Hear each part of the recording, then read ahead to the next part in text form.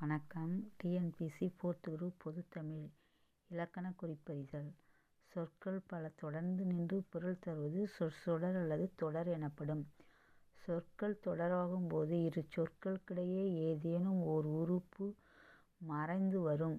இத்தொடர் தொகைநிலைத் தொடர் எனப்படும். தொகைநிலைத் தொடர் 6 வகைப்படும். அவை வேற்றுமைத் தொகை, வினைத்தொகை, பண்புத்தொகை, உவமைத்தொகை, உண்மைத் தொகை, அன்மொழித் தொகை. பெயர்ச் சொல்லோடு வினைச்சொல் சேரும் தொடர் இடையில் வேற்றுமை உருபுகளோ வினை பண்பு முதலியவற்றின் உருபுகளோ மறைந்து வருமானால் அதனை தொகைநிலைத் தொடர் என்று கூறுவர். பாருங்க, வேற்றுமைத் தொகை. பால் பருகினான். இத்தொடர் பாலை பருகினான் என்னும் பொருளை தருகிறது. இதில் ஐ என்னும் வேற்றுமை உருபு மறைந்து நின்று வருகிறது. இது இரண்டாம் வேற்றுமை தொகையாகும். இவ்வாறு ஒரு தொடரில் வேற்றுமை உருபுகள் ஐ, ஆள்கு, என், அது, கண் ஆகியவற்றில் ஒன்று மறைந்து வந்து பொருள் உணர்த்துவது வேற்றுமைத் தொகை எனப்படும். தலை வணங்கு. ஆள் மறைந்து வருது, மூன்றாம் வேற்றுமை தொகை. சிதம்பரம் சென்றான். கு, நான்காம் வேற்றுமை தொகை. மழை வீழ் அருவி. இன் மறைந்து வருது, ஐந்தாம் வேற்றுமை தொகை. கம்பர் பாடல். கம்பரது பாடல். அது மறைந்து வருகிறது, ஆறாம் வேற்றுமை தொகை. மலைக்குகை. மலையின் கண் மறைந்து வருகிறது, ஏழாம் வேற்றுமை தொகை.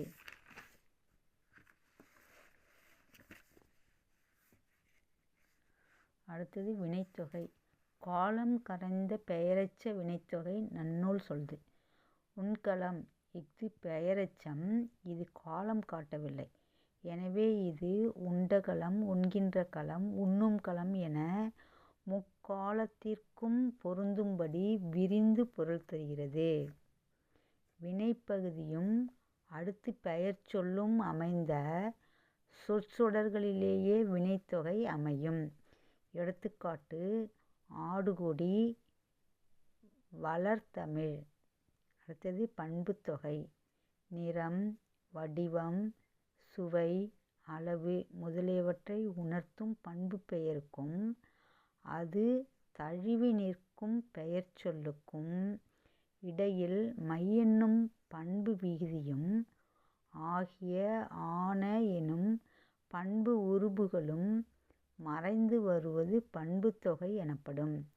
எடுத்துக்காட்டு: செங்காந்தள், வெண்ணிலவு, கருங்குவளை. செங்காந்தள செம்மை ப்ளஸ் காந்தல்னு பிரிக்கலாம். அப்போ மை மறைந்து வருது, அதனால் அது பண்புத்தொகை. வெண்ணிலவு வெண்மை ப்ளஸ் நிலவு, மை விகுதி வர்றதுனால அது பண்புத்தொகை. கருங்குவளை கருமை ப்ளஸ் குவளை, மை மறைந்து வர்றதுனால அது பண்புத்தொகை. அடுத்து உவமைத் தொகை. உவமைக்கும் பொருளுக்கும் இடையில் உவம உருபு மறைந்து வருவது உவமைத் தொகை எனப்படும். மலர்க்கை. மலர் போன்ற கை என்பது இதன் பொருள். மலர் உவமை, கை உவமேயம்.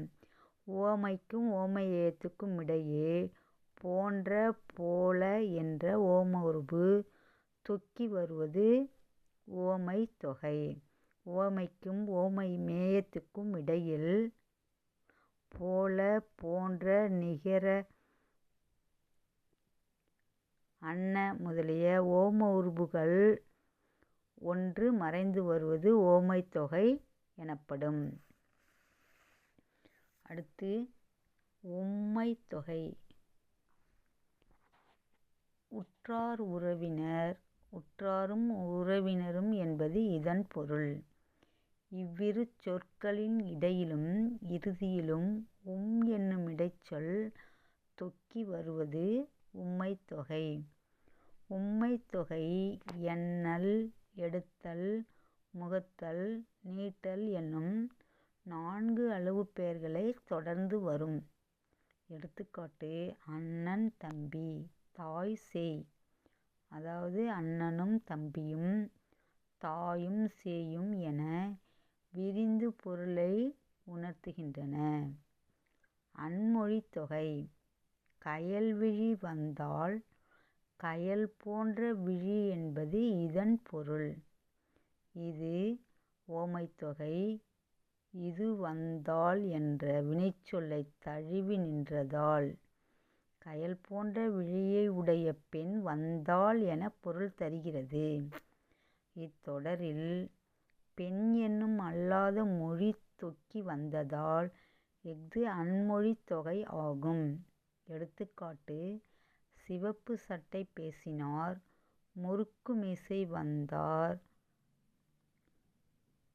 பொற்றொடி வந்தாள்.